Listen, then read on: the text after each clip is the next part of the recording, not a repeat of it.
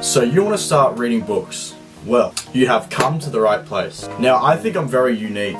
I think I'm one of the better people to tell you how to start reading because the 18 to 29-year-old male age bracket is one of the least likely people to read books than any other age demographic. So I feel like I have a unique perspective on how to get you started in reading. I'm making this video because I want more people to read, because I read lots and I don't have anybody to talk to about it. So this is more just me doing, don't read because you want to virtue signal. Everybody, I'm doing it right now. Whenever you tell people you read, it's like telling people that you're vegan. Like, don't do it to virtue signal, just do it because you want to. Reading books is really good because it allows you to comprehend information and themes that an author might want to get across to you. Like, say an author has a message and a director has a message in a movie. A author's message will stick with you for a lot longer than a director's movie. There's only a few movies that have really stuck with me over the years, and I've watched a lot of films. I did film studies in school, but there are way more books that have really resonated with me and that I've thought about continuously.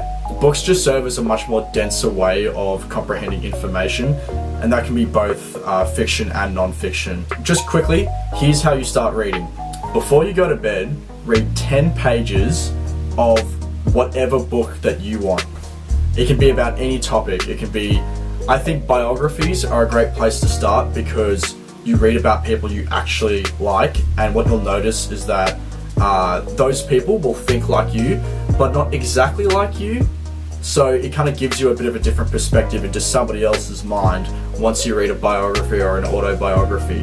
I think if you find somebody really interesting, which shouldn't, if you have any type of celebrity that you admire, read their biography, because unless it's like ghostwritten or something, read their biography because that's a great gateway into reading more books. A lot of us read classic novels in school and it was shit because you overanalyzed it to death. You had one perspective on it.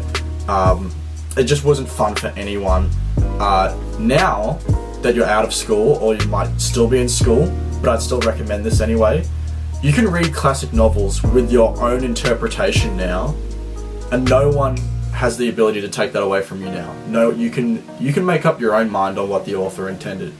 And that's actually the beauty of fiction books now, and that's the beauty of reading, is being able to actually make up your own mind as to what the author intended, or what the author unintentionally intended.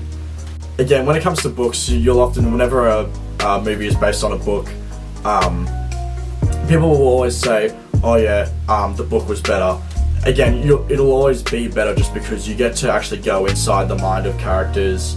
Your imagination will always do a way better job creating a world.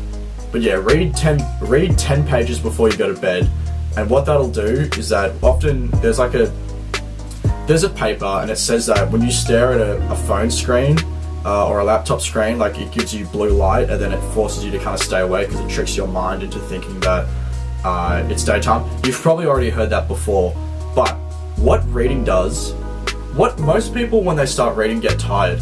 That's the point. You read to get tired, and then as soon as you can't really comprehend what the page, you've read 10 pages, and then you're starting to kind of like, oh, I'm not really comprehending what's going on. That's when you put in the bookmark and go to sleep. It actually improves your sleep.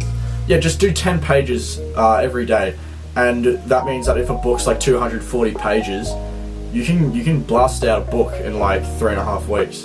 People will create these ridiculous, I'm just gonna go on a rant here. People make these ridiculous challenges of read 52 books a year, like one per week. That's ridiculous. Whoa. I've been getting into prime ministerial biographies, and these books are massive, and it takes you months to read them, unless you are on holidays or something.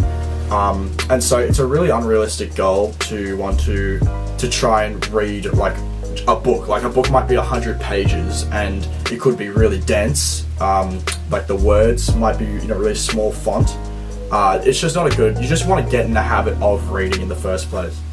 read 10 pages a night. I would definitely recommend later on down the track, once you can get in the habit of reading, going back to classic novels that you've heard about but you haven't really looked at before. But yeah, look, I mean, that's pretty much it from me. Again, I would encourage you to read. I think it definitely serves as a better platform for like really enriching your just experience throughout life in general. It sounds really f***ing hippie, but yeah, I think give it a go.